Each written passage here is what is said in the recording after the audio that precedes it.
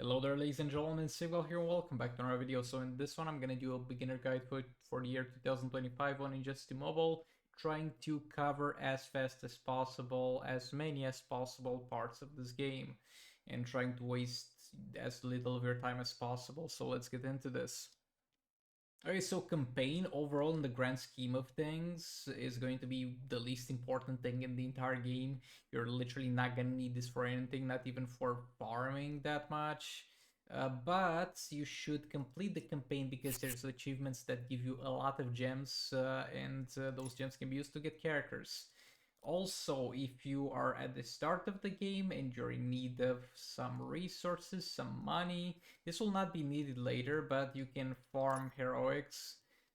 You just sim it a little bit, and you're gonna get a little bit of resources, and you can shatter the gears if they drop for some materials, I guess. But this is only gonna be relevant very, very early in the game.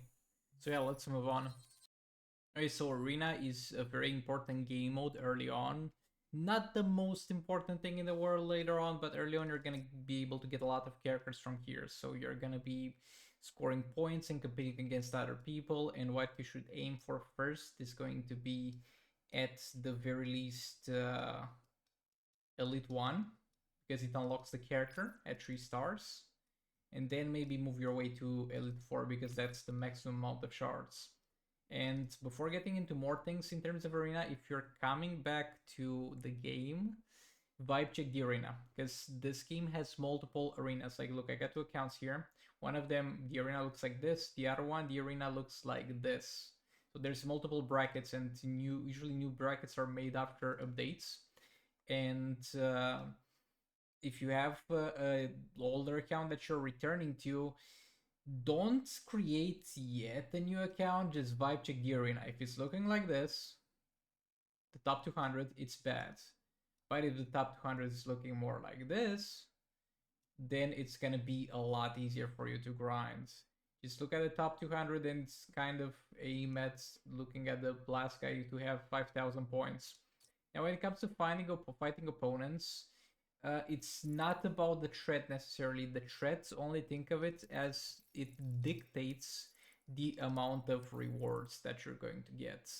But the important thing is the character composition of the enemy team, which you have no idea about because you just started playing the game. But just try things out, try fighting teams, and see what characters bother you and what characters are hard to fight, and try to find teams that have as much threat as possible but have characters that are fine to fight. For example, this is an annoying fight. I don't want to fight this either. This I don't want to fight that much.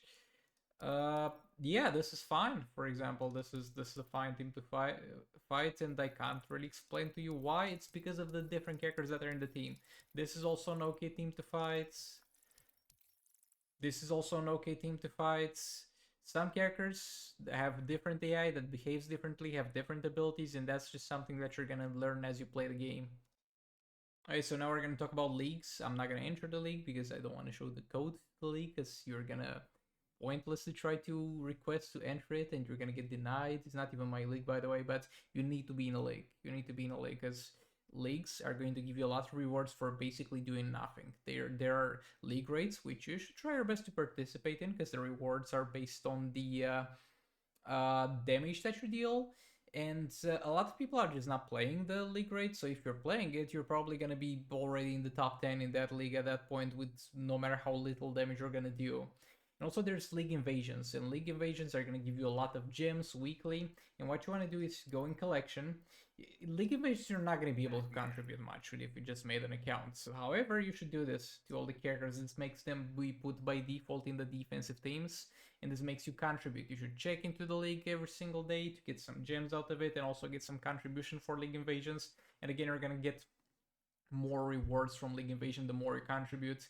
This seems like a big jump from arena, but this is a very important part of the game, and if you're not part in a league, you're really missing out.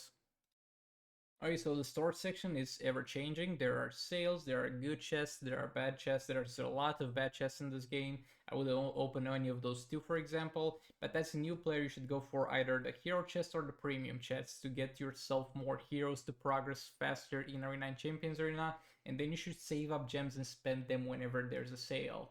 There's an infinite number of chests almost in Just Mobile, so I can't really recommend the ones that you should get, but you should. I can recommend some characters you should look for early on. Like there's Patum on the Drowned, you should look for her chest, the 8% chance for 160 shards chest that she's got. Then there's gonna be Kim Flant's Aquaman that you're gonna get from League Store. That's also why League is very important. He's gonna be a very strong character early game. Then there is Beast Boy, which is a legendary character, but it's gonna be definitely a worthwhile investment because he's one of the best, if not the best characters in the game. And as you can see over here, I only have 1 gear because that's kind of all you need in order to get yourself a Beast Boy that will do all the damage in the world that you need him to do. Yeah, other than that, whatever characters you can get your hands on, but King is easy to get. Look for Batum on the Drowned chest, farm all the challenges that are available at that point. Look for a Raven eventually. And yeah, maybe Deathstroke too. Well, where's Deathstroke? Deathstroke as well is real fine in the early stages of the game without being really built or having any gears. Also, I want to say, I know I'm showing the secondary account over here. I can go back to main account in a second. But yeah, since we're in the roster, let me also show you a little bit of a way to upgrade the gears more efficiently. Let me have a character that doesn't have gears upgraded. Okay, so we take a look at the gear. We try to upgrade. And it's gonna go, the health's gonna go up by 40, right? And it's costing me 100. Now we want to upgrade it again. And the health is still going by 40, but it's 120, so the price is going to increase. But the amount of stats that you're getting is going to stay the same. So how you want to upgrade gears? So first, you wanna take it step by step with every single gear. First step, we upgrade this gear to level 20. And keep in mind, try to upgrade characters that you're actively using and you're dealing damage with. You're going to have very few resources at the start of the game. As you can see up here, they are not really going to be a problem later on, but early on, they are definitely going to be a problem. So yeah, you get this to level 20, you move on to the next one, and you just get them all breakpoint to breakpoints. By breakpoint, I mean when you unlock the next stat for it. You get this to 20 and then you move on. You got all the gears to 20, then you move them all the way up to 40. And I would suggest you stop at 40 for quite a while in a lot of characters because it will take a crazy amount of resources to upgrade them past 40. And with those resources, you could get a lot more gears upgraded. Okay, we have a level 1 here. So this level 1, for example, all the way up to level 40, it's gonna take me 50k resources, right? Now from 40 to 80, it's gonna take me 338. Imagine how many gears you can get yourself to 40 with that amount. So it's all about trying to manage your resources properly. Also, credits. Credits are gonna be a problem in the early stages of the game. This is bad. I mean, do your free rerolls, but do not use gems on talents. Do not use gems on talents because early on, talent rerolling is going to be extremely expensive and you're gonna get a lot more value out of upgrading abilities with that amount of credits instead. So make sure you do that instead. Also, XP capsules. Make sure you always use the specific class of XP capsules for the characters because you're gonna get more out of it. You might be tempted to press all of them, but that's really bad because it consumes a huge amount of resources. It does give you for what it consumes something, but it's really wasted potential when you could just use the class specific and then save your other XP capsules for other classes when you need to up the level of a character of that class. It's really the biggest ways to just press all and apply them, so please don't do this. Okay, so with the League Store, you need Conflant Aquaman and you need John. I suggest you get yourself Conflant Aquaman unlocked and then keep working on him. And then as soon as you get Batman John, stop buying shards for King and move on to John until you get him to 2 stars, 3 stars, something like that. Power Girl is also an option to consider, though it's not anymore the most relevant thing in the world to get her. But if you get her all the way to 4 stars to make full use of her passive. The other characters, honestly, you shouldn't bother with them at all because you're eventually gonna drop them anyway from Soul Raid rewards, and you should just buy XP capsules. Operations, you can upgrade them, and they are two things. First of all, they are a investment to upgrades if you're gonna be playing the game for a longer amount of time. Like if you're gonna be sticking around for 4 to 5 months, you're probably gonna get your gems that you spend on upgrading the operations back. But if you're not gonna stick around, then those gems are better used to having some fun and getting some chests open and then moving on to another game, I guess. But if you're gonna stick around and you really like this game, you want your operations upgraded. Also, it's more efficient to do short operations and keep refreshing them and putting the themes again. But bro, who's got time for that? If you're opening your phone every 45 minutes to reset the operations on a video game, then you have a little bit of a problem in my opinion. So just put them at whatever amount of time you usually check back into the game normally, and try to put them at night, maybe at 10 hours, or always put them at 10 hours, whatever I do. But when you're not playing the game, try to put your damage dealing character in operations, your damage dealing characters in operations, because it's a very, very efficient way to level them, and you're gonna get a lot of XP from this. And if you mess up and put your damage dealer character in operations and you actually needed to use them, never pay the gems. Never pay the gems to get the operation done faster. You just wait, but never pay the gems. Missions are gonna be where you get yourself some XP capsules. Some people suggest you refresh it once. I do suggest that too. You can refresh it once with gems. It's worth it. Some people suggest you refresh it like 3 times with gems, and I think that's a little bit of a waste. But make sure you climb in terms of this as high as possible. I'm not gonna go ahead and explain how Champion Arena works. The game tells you how it works, and you're probably gonna figure it out by yourself. But the thing is, this is one of the least active game modes of the game. And because of that, you're probably gonna be able to progress pretty fast through the ranks and like stay, let's say, in this rank, like Division 6, with relatively minimal effort. So just play Champions Arena, play a little bit of Champions Arena. You'll see that with very small time investment in a week. I'm personally not doing it. I should probably be doing it, but with very minimal time investment, you're gonna get some decent rewards each week, and those shards can be converted for any character of that specific class. So that's pretty good. Play Champions Arena. It's a lot easier to get rewards from here than you think.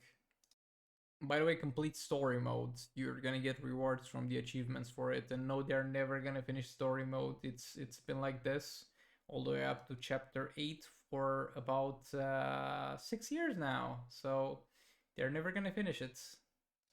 Farm challenges. Yeah, I can't really make a video about. I can't really go into in this video on all the characters that are in the challenges, but I can mention a few.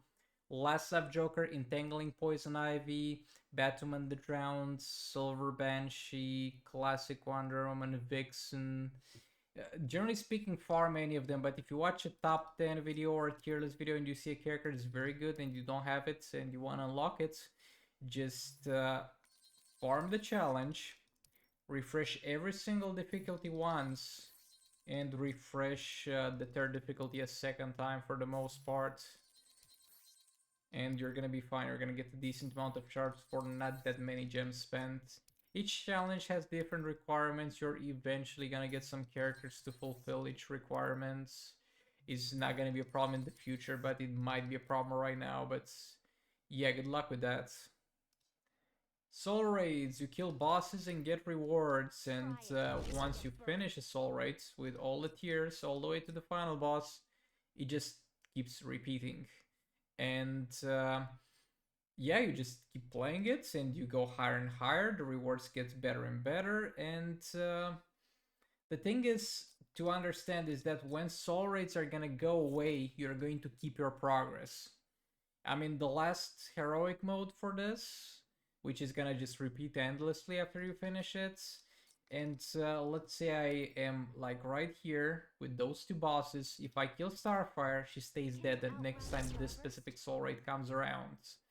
If I damage but don't kill Zatanna here, the damage is not coming back. She's coming back to full health.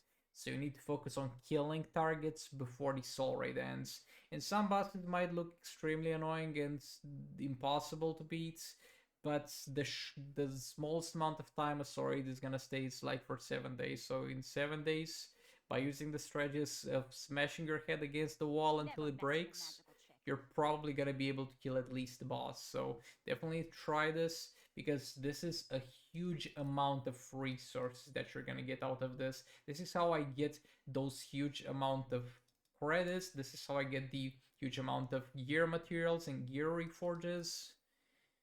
So yeah, definitely do your best to progress as much as possible in soul raids. You're also gonna get a lot of characters in soul raids at quite high star ratings for a new player that are gonna help you in the other game modes. Definitely play a lot of soul raids. Use all your fights every single day. You should try our best to complete all the daily challenges, or as many of them as possible in a day. I mean, they give you a pretty decent idea of what you should be doing to grind the game, and at the same time, they're gonna give you account XP. Account XP gives you more energy. More energy allows you to farm more of the campaign in the early parts of the game and spend more energy on challenges and stuff like that. Again, energy is gonna become an irrelevant thing eventually, but until that point, you're gonna kind of need it. And lastly, I'm gonna go a bit over the character stats and what you need and what you don't need. Attack for damage dealing purposes, usually this is good, but it's kind of the last priority after you're covered in terms of all the percentage values that that character specifically needs. So this is good, but not a priority. Exactly the same thing for health, but for characters that you want to tank more damage, health is very good and very important. But again, first you should get the other things covered. So for a damage dealing character, generally speaking, you want attack, you want crit chance, which increases your chance to hit a critical hit, and the critical hit is gonna multiply your damage by the amount of crit damage that you have. So yeah, crit chance, crit damage, and attack. Fast attack chance is gonna make you hit multiple times and score multiple amounts of damage on your basic hits. Some characters need it, some not. There's plenty of build guides, some are mine, check them on the internet. And same with lethal chance, some damage dealing characters need it, some of them don't. Blocking is not an important stat at all, it's pretty bad, so never get this. And resistances are going to be attainable only on talents. I mean, they're on artifact bonuses, but we're not really getting into that. But you are going to get those from talents. So try to get them on the tanks, but they are not that much of a priority early game because, again, you don't have that much money.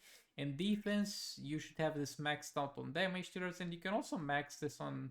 You should have this maxed out on tanks, and you can also max this on damage dealers if you feel like you're dying too much, because at the end of the day, it's not gonna take that much away, because attack again is not the most relevant stat in the game, so you can like take away a little bit of attack to get a little bit of defense if that makes you survive for more or for longer, because at the end of the day you're gonna deal more damage if you stay alive than if you die.